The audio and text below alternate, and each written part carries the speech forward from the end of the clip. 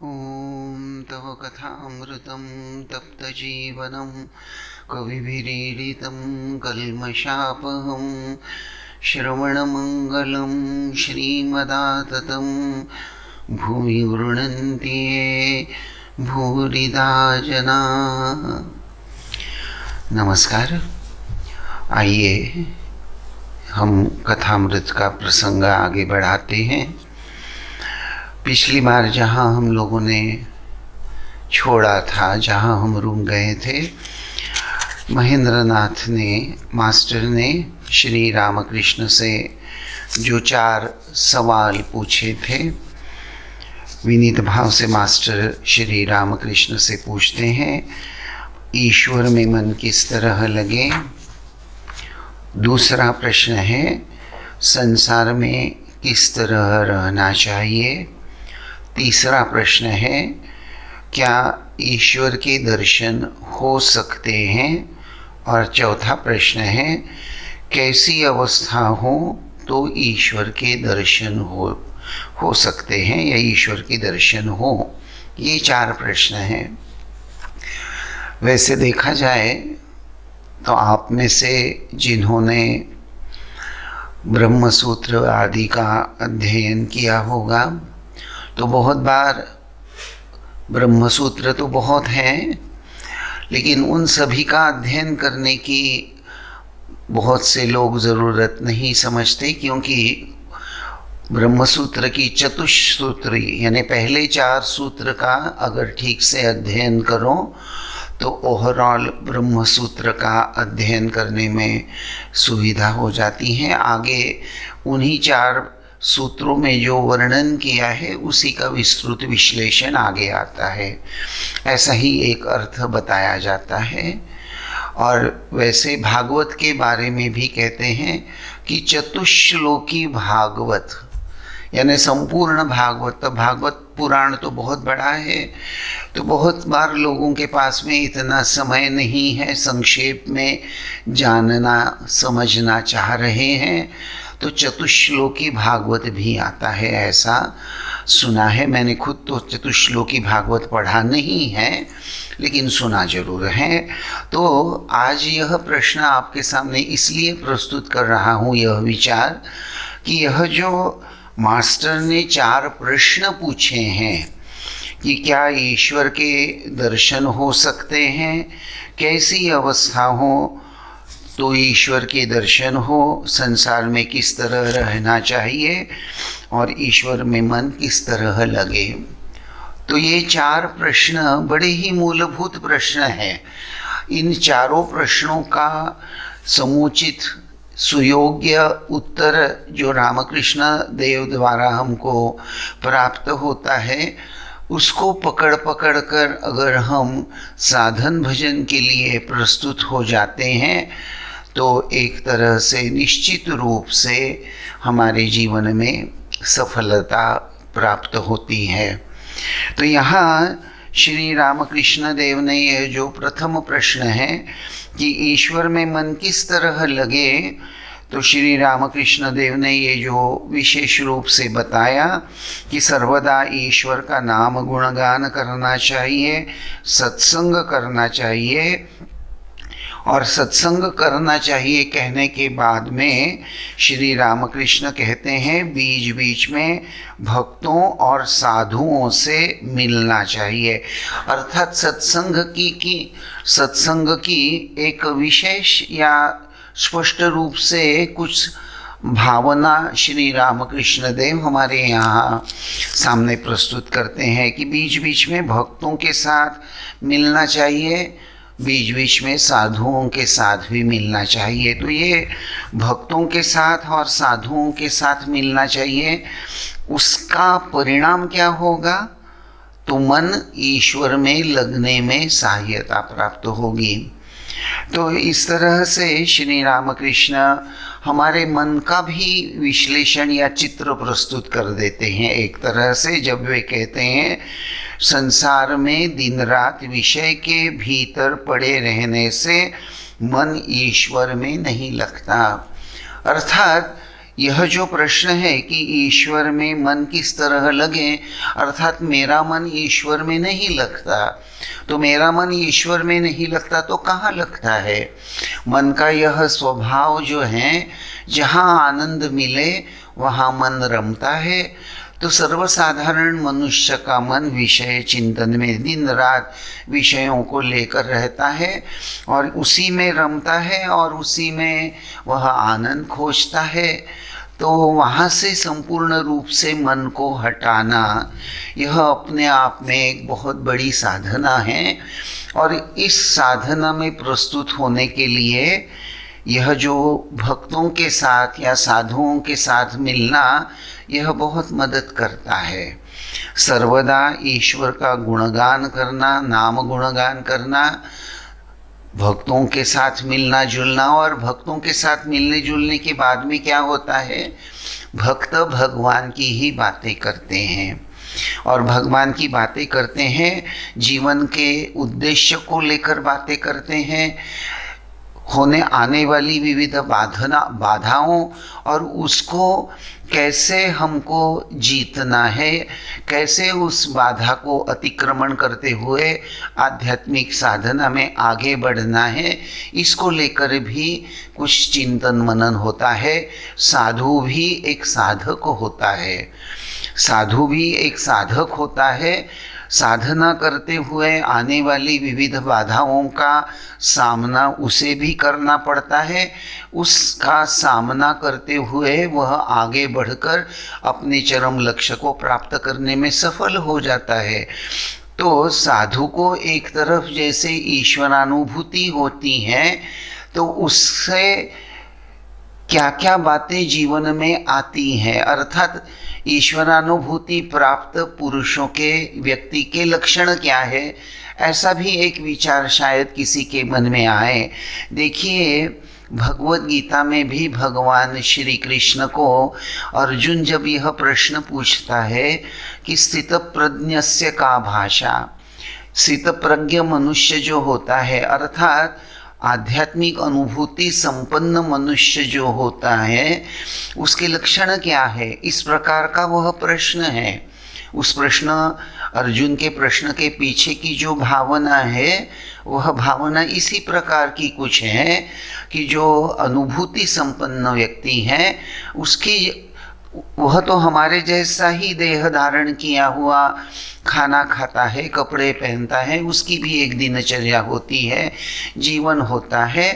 तो ऐसे व्यक्ति में और सर्वसाधारण व्यक्ति में बाह्यतः तो बहुत बार कोई अंतर नजर नहीं आता, लेकिन अंतर तो जरूर होना चाहिए। और वह अंतर कैसे हम समझे जाने, इस उद्देश्य से अर्जुन यह प्रश्न भगवान श्री कृष्ण से करते हैं कि स्थित प्रज्ञस्य का भाषा, वह पुरुष कैसा उठता है, बोलता है, कैसे चलता है, उसका आचरण कैसे होता है।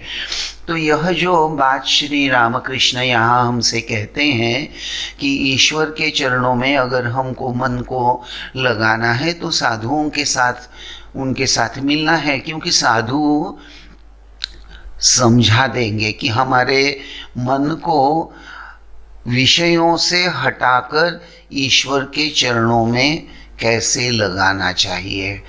यह जो गणित है, इसका उत्तर साधुओं को बहुत बार प्राप्त हो चुका होता है और इसीलिए ठाकुर यह उपाय हमें बताते हैं कि भक्तों के साथ और साधुओं के साथ मिलना है, उनसे मार्गदर्शन प्राप्त करना है। और साथ ही साथ ठाकुर यह भी कहते हैं, कभी कभी निर्जन स्थान में जाकर ईश्वर की चिंता करना बहुत ज़रूरी है। कभी कभी निर्जन स्थान में जाकर, तो निर्जन स्थान में जाने की बात श्री रामकृष्ण देव क्यों उठाते हैं, यह प्रश्न भी थोड़ा सा सोचने लायक है।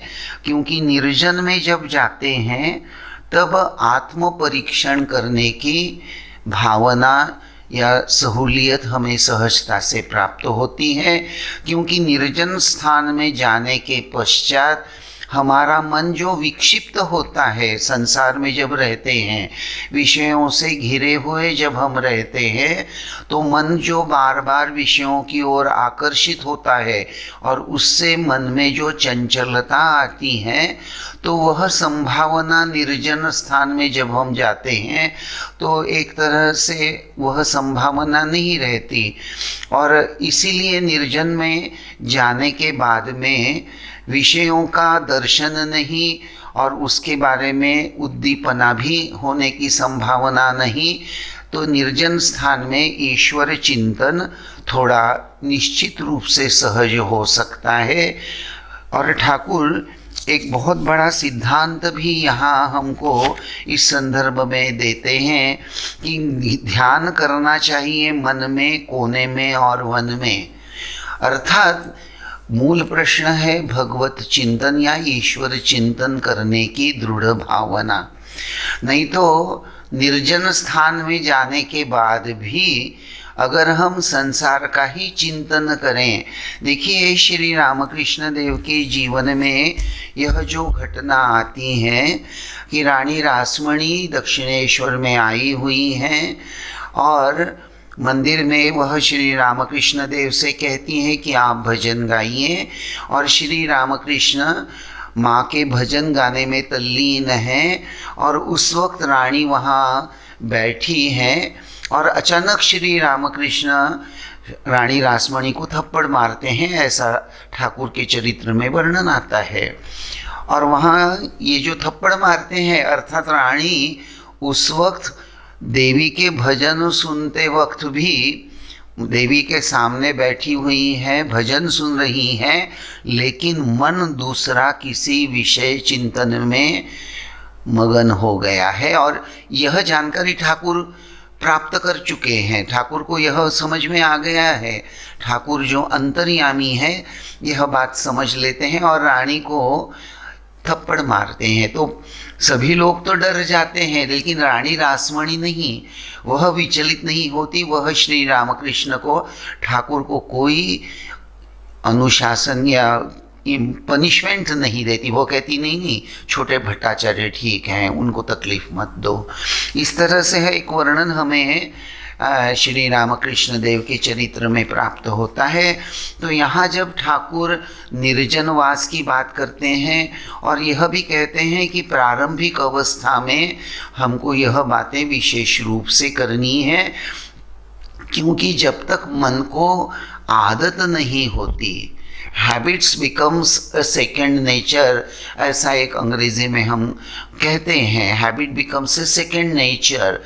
तो नाम गुण कीर्तन करना, ईश्वर का चिंतन करना, साधुओं के द्वारा प्राप्त आध्यात्मिक उपदेशों को लेकर मन में बार बार उनको दोहराकर उसके अनुरूप आचरण करने का प्रयास करना, अभ्यास करना, बीच बीच में एकांत में निर्जन में जाकर ईश्वर चिंतन करना।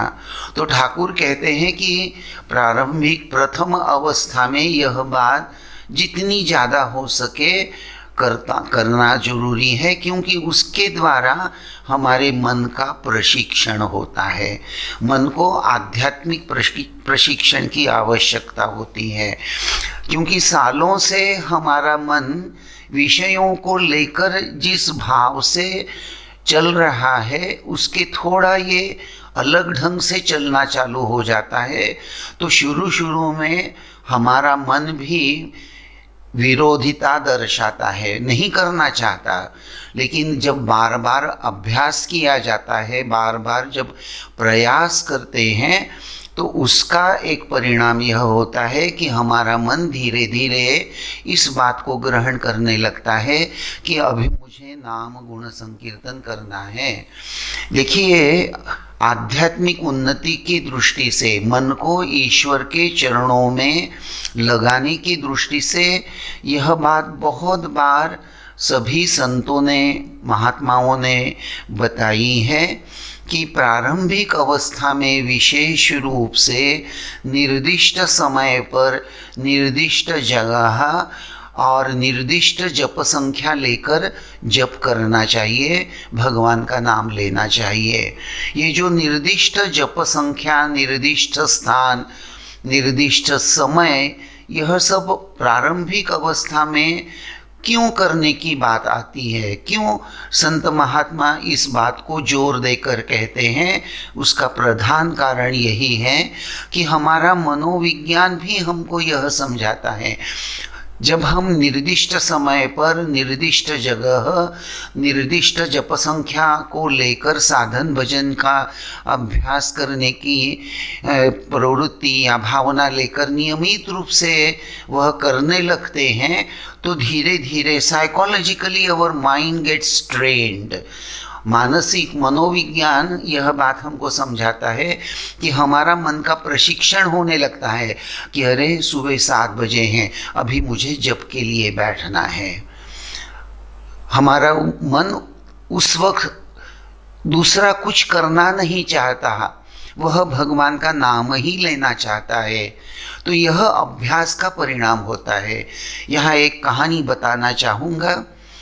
एक फकीर था, उसका एक नियम था कि रोज सूर्यास्त के समय वह एक दरगाह के पास, जहाँ वह साधन भजन करता था, भगवान अपने अल्लाह का स्मरण करता था, तो वहाँ उसने एक नियम बनाए रखा था कि रोज सूर्यास्त के समय उस दरगाह पर वह एक प्रदीप जलाएगा।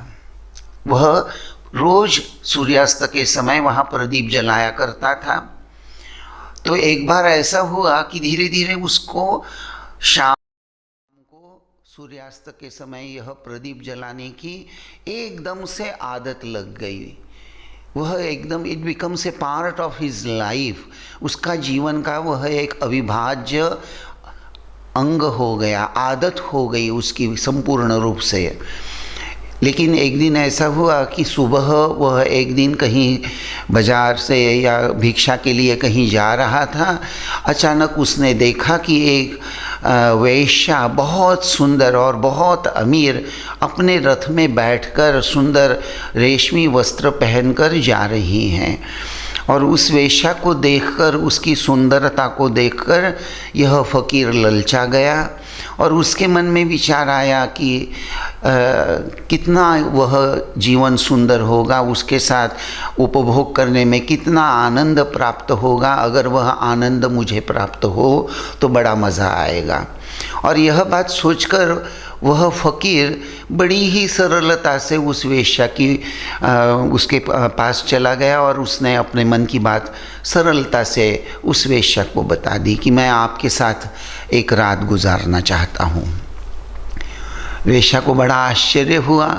पहली बात तो यह कि एक फ़कीर आकर यह बात कह रहा है।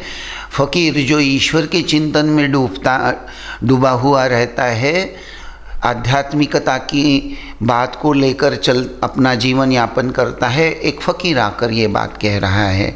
तो उस वेश्या को बड़ा आश्चर्य भी हुआ। तो दूसरी तरफ उसको ज़रा एक अलग नमूना हमारे सामने आया है। रोज़ रोज़ बड़े अमीर अमीर लोग आते हैं, चलो आज एक फ़कीर आया है तो ठीक है, it's a kind of different experience. ऐसा सोचकर वह वेश्या फ़कीर को कहती हैं कि ठीक है बाबा, आप कल आना, कल सुबह आ जाना मेरे महल पर। और महल पर वापस आने के बाद वह अपने सभी दासियों को और जो सिपाही रहते हैं, गार्ड, उनको बताकर रखती हैं कि कल एक फ़कीर आएगा, उसका बहुत अच्छे से स्वागत करना, उसकी देखभाल करना। तो दूसरे दिन फ़कीर वेश्या के महल में पहुंच जाता है। बाकी दासियां, दारवान वगैरह उसका बहुत अच्छे से स्वागत करते हैं। उसकी नहाने की व्यवस्था सुगंधित जल से, फिर उसको अच्छे वस्त्र पहनने के लिए देते हैं, अच्छा खाना परोसते हैं। इस तरह से सुबह से लेकर देखते देखते 4-5 बजने का समय हो जाता है। तो जैसा जैसा समय आगे बढ़ते जाता है, फ़कीर धीरे धीरे उसमें उस वेश्या का चिंतन गहराई में बढ़ता ही जाता है और वह इस सोच में डूब जाता है कि धीरे धीरे अंधेरा होगा, रात हो जाएगी और मैं आनंद मनाऊंगा। इस तरह से ख्याली पुलाव वह करते रहता है और उसी में इतना मगन हो जाता है कि समय कब और कैसा कट गया उसको समझ में ही नहीं आता। अर्थात विषय का चिंतन बहुत बार इंसान के जीवन में इसी प्रकार से ही उसको, मनुष्य को इस कदर लपेट लेता है और सारा दिन गुजर जाता है। तो ठीक उसी तरह यह फ़कीर भी रात को, मैं अब धीरे धीरे रात होने वाली है, वेश्या के साथ मैं आनंद करूंगा, इस भावना को लेकर इस कदर व्यस्त हो गया है कि समय कितना आगे बढ़ गया है उसका होश ही नहीं। और अचानक दासी आती हैं और वह दीप प्रज्वलित कर देती है। वो जो संध्या हो गई हैं तो दिया जलाती हैं, तो जैसे उजाला हो जाता है फ़कीर को होश आता है और वह पूछता है, अरे क्या कर रही हो? तो दासी जवाब दे देती है, बाबा सूर्यास्त हो गया है, दीप जला रही हूँ, अंधेरा हो ही जाएगा अभी।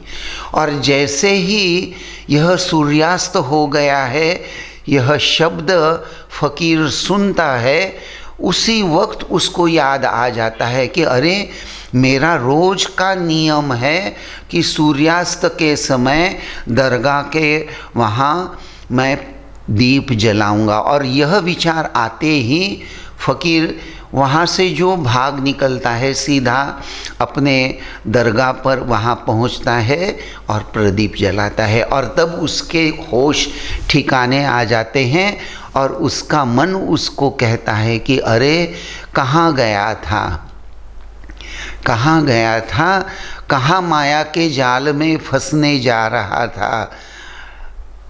भगवान की बड़ी कृपा है जो तुम्हारे मन में यह जो नियमित रूप से तुम संध्या के समय दरगाह पर जो प्रदीप जलाने का तुम्हारा यह जो नियम था, यह जो अभ्यास था, यह अभ्यास ही तुम्हारे रक्षा का काम कर गया है।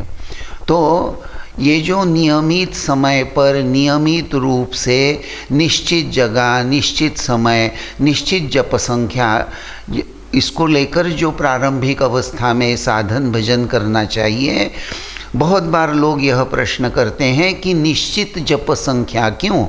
भगवान का नाम ही लेना है तो नाम जपते रहें, संख्या रखने की क्या ज़रूरत है? ऐसा एक प्रश्न लोगों के मन में, बहुत से लोगों के मन में रहता है। लेकिन विशेष करके प्रारंभिक अवस्था में जप संख्या रखनी इसलिए चाहिए, इसकी ज़रूरत इसलिए होती है ताकि मन सतर्क रहे, मन सतर्क रहे। नहीं तो जप करते करते बहुत बार तंद्रा आ जाती है और अननोइंगली हम जप करते करते सो जाते हैं, नींद आ जाती है।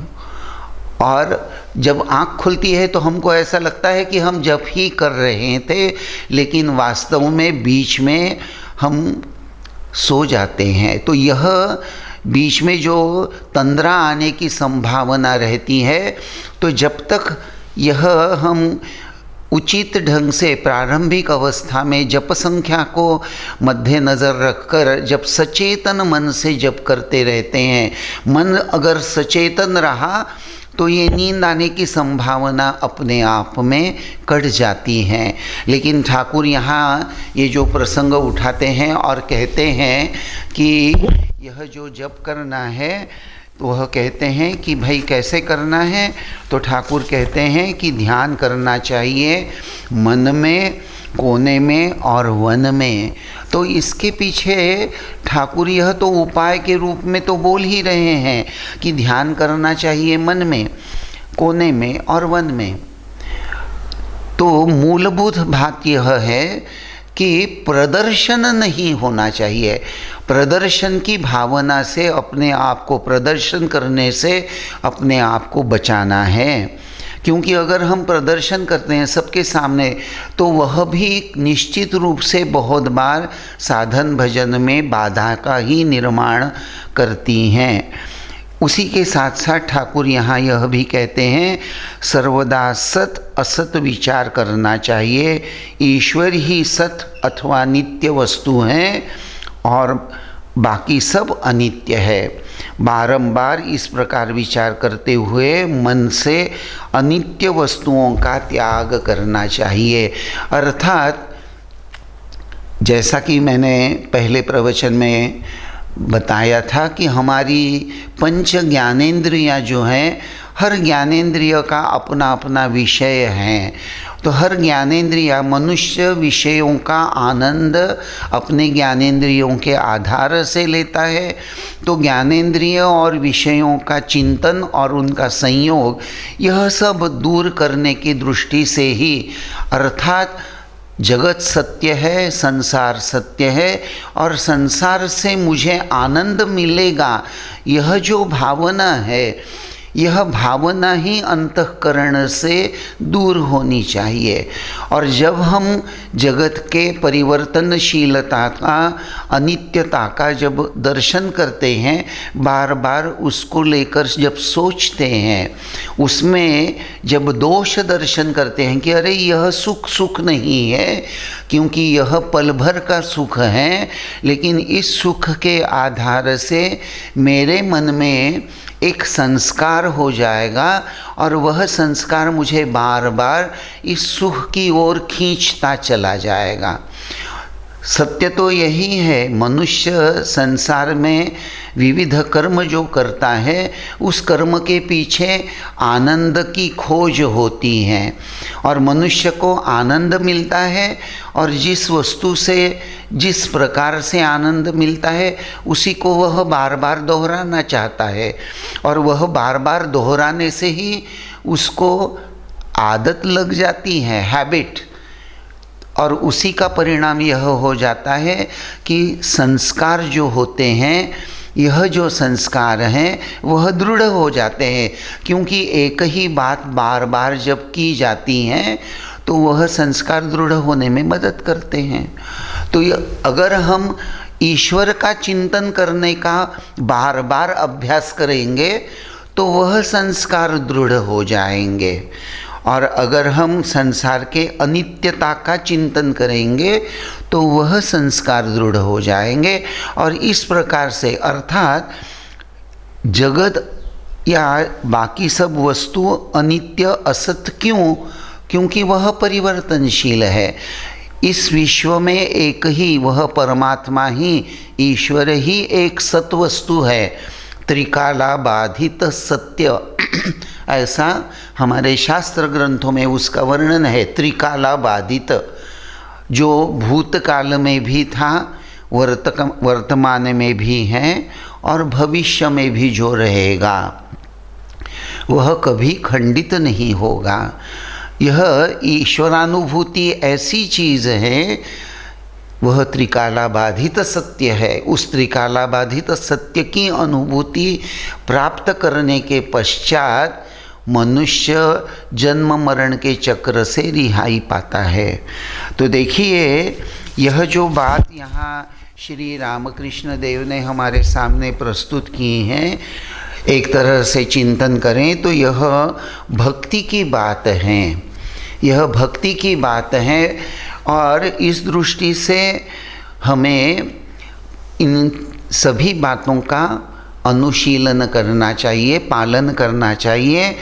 भगवान ने या संत महात्माओं ने जिस प्रकार से ईश्वर केंद्रित जीवन जीने की जो भावना व्यक्त की है, तो भक्त ने अर्थात साधक ने यह संकल्प कर लेना चाहिए कि भगवत प्राप्ति के लिए जो जो बातें अनुकूल हैं उन्हीं को मैं पकड़े रखूँगा, उसी को पकड़ कर रखूँगा, उसी के अनुरूप अपना जीवन यापन करूँगा। और जो भगवान को अच्छा नहीं लगता, अर्थात भगवान की ओर ले जाने में जो बाधा का कारण बन सकता है, जो प्रतिकूल है, अनुकूल नहीं है, ऐसी बातें जो हैं जो भगवान से हमें दूर ले जाएगी, उन सभी बातों का त्याग करने का निश्चय करना है। यह द्वितीय बात, अर्थात जो बातें ईश्वर की ओर ले जाने वाली हैं, अनुकूल हैं, उनको पकड़े रखने का संकल्प करना है। तो उसी के साथ साथ जो बातें प्रतिकूल है उनको त्यागने की बात भी हमको ही करनी है। वह संकल्प हमको ही अपने अंतःकरण में धारण करना होता है। तीसरी बात यह आती है कि इस संसार में रहते हुए विविध प्रसंगों का सामना हर व्यक्ति को करना ही पड़ता है। संसार में रहेंगे तो आपद आएगी, विपदा आएगी, अनेक प्रकार के संकट आने की संभावना है, कठिन समय आने की संभावना है। तो परिस्थिति कोई भी हो, विशेष करके अगर कठिन भी परिस्थिति आए तो ईश्वर या भगवान हमारे रक्षक हैं, वे हमारी निश्चित रूप से रक्षा करेंगे। यह विश्वास हृदय में बनाए रखना है। रामकृष्ण संघ के एक ज्येष्ठ सन्यासी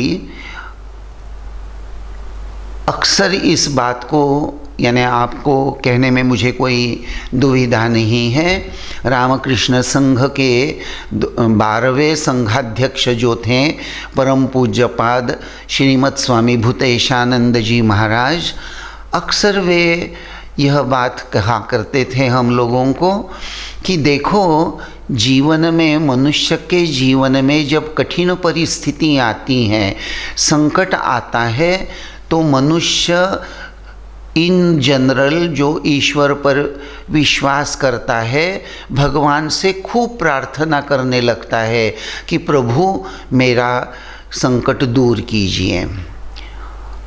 कभी कभी ऐसा लगता है कि हमारे जीवन में जब कठिन परिस्थिति आती हैं, संकट आता है, तो हम लोग सोचना शुरू करते हैं कि भगवान शायद हमारी परीक्षा ले रहे हैं। लेकिन परम पूज्यपाद भूतेशानंद जी महाराज कहा करते थे कि बहुत बार मुझे तो ऐसा लगता है कि जीवन में जब संकट आता है, कठिन परिस्थिति आती हैं, तो हम साधक या ईश्वर पर जो भरोसा रखते हैं, विश्वास रखते हैं, भगवान हमारी कठिन परिस्थिति में रक्षा करेंगे, इस कठिन परिस्थिति को दूर करेंगे, इस भावना से हम भगवान की प्रार्थना करने में जुड़ जाते हैं। तो एक तरह से तो हमारे द्वारा बहुत अच्छा ही कर्म हो जाता है प्रार्थना करने का। तो बोले, असली परीक्षा कठिन समय में नहीं, जब जीवन में सुख ही सुख होता है तब कठिन परिस्थिति आती है। कठिन परिस्थिति कौन सी दृष्टि से? From spiritual point of view. क्योंकि जीवन में जब सुख ही सुख होता है, अक्सर मनुष्य परमेश्वर को, ईश्वर को भूल जाता है, और उस समय उसका अहंकार भी बढ़ जाता है। वह सोचने लगता है कि मैं अमुक अमुक कर्म बड़ी ही कुशलता के साथ करता हूँ, मेरी बुद्धि बड़ी सुंदर है, तेजस्वी है, मैं बुद्धिमान, मैं कर्म कुशल हूँ, मैं बहुत विद्वान हूँ। इस तरह से उसके अहंकार को ही वृद्धि पाने की संभावना सुख के समय होती है, और सुख में मनुष्य बहुत बार भगवान को भूल जाता है। कबीरदास जी भी तो कहा करते थे ना कि सुख में याद नहीं किया, दुख में याद किया। हाँ, दुख में सुमिरन सब करे, सुख में करे न कोय, जो सुख में सुमिरन करे तो दुख काहे होय। सुख में सुमिरन ना किया, दुख में करता याद रे, कहत कबीर उस दास की कौन सुने फरियाद रे। हाँ, तो यह सर्वसाधारण जीव की कहानी है कि जब दुख आता है तो खूब भगवान की हम प्रार्थना करते हैं। कबीरदास जी भी कह रहे हैं कि जब दुख होता है तब बहुत याद किया, सुख में नहीं किया। तो वह तो कहते हैं कि अगर तुम सुख के समय भी भगवान को याद करते और बार बार प्रभु से यही कहते कि प्रभु आपकी बड़ी कृपा, आपके कृपा के कारण ही मेरे जीवन में यह सुख आया है, यह शांति आई है, तो दुख में करता याद रहे, सुख में तो नहीं। तो कबीरदास जी कहते हैं ऐसे व्यक्ति की भगवान क्यों फरियाद सुने। हाँ, दुख में सुमिरन सब करे, सुख में करे न कोय। जो सुख में सुमिरन करे तो दुख काहे होए। अगर सुख में सुमिरन करते, भगवान का नाम गुण संकीर्तन करते, निर्जन में जाकर भगवान का चिंतन करते, नियमित रूप से साधन भजन करते, तो दुख क्यों होता। दुख में करता याद रहे, सुख में अगर तुम यह सब सुमिरन करते तो यह बात शायद होती ही नहीं। तो यही बात ठीक भूतेशानंद जी महाराज भी हमसे कहा करते थे कि जब जान लेना कि जीवन में जब सुख ही सुख रहेगा तो कठिन परिस्थिति आ गई है, भगवान हमारी परीक्षा ले रहे हैं, और हमारी परीक्षा ले रहे हैं तो इस परीक्षा से उत्तीर्ण अगर हमको होना है तो हमारा विश्वास हृदय में यही होना चाहिए कि चाहे सुख की घड़ी हो, चाहे संकट की घड़ी हो, प्रभु हमारे रक्षक है, यह विश्वास हृदय में होना चाहिए। यह तीसरी बात है। और चौथी बात है कि जब हर परिस्थिति में नियमित रूप से भगवान को पुकारना है, भगवान की प्रार्थना करनी है, भगवान का नाम गुण संकीर्तन करना है। पांचवी बात, हर साधक को अपने आप को, अपने जीवन को लेकर ईश्वर के चरणों में समर्पित करके रखना है। ईश्वर के शरणागत होकर जीवन यापन करने की भावना ही हृदय में हमेशा सजीव होनी चाहिए। और छठवीं बात हमको एक साधक के रूप में याद रखनी है कि किसी प्रकार किसी बात का अहंकार हमारे जीवन में, हमारे अंतःकरण में उसका भरण पोषण हमको नहीं करना है। अहंकार को कभी हृदय में नहीं धारण करना चाहिए। अहंकार की वृद्धि हो इस तरह की कोई बात हमको नहीं करनी चाहिए। उन सभी बातों से जिससे हमारे अहंकार की वृद्धि हो, हमारा अहंकार बढ़ता जाए, हमारा मन गर्विष्ठ हो जाए, ऐसे सभी बातों को हमको दूर रखने का पूरा पूरा प्रयास करना है। और यह प्रयास तभी सफल हो सकता है अगर हम अपना जीवन ईश्वर के चरणों में शरणागत होकर एक समर्पित भावना को हृदय में धारण करते हैं। तो आज बस मैं यहीं रुकता हूँ। इस बात को लेकर ही आगे हम और चिंतन करेंगे। ओम शांति शांति शांति। हरि ओम तत्सत। श्री राम कृष्णार्पणमस्तु।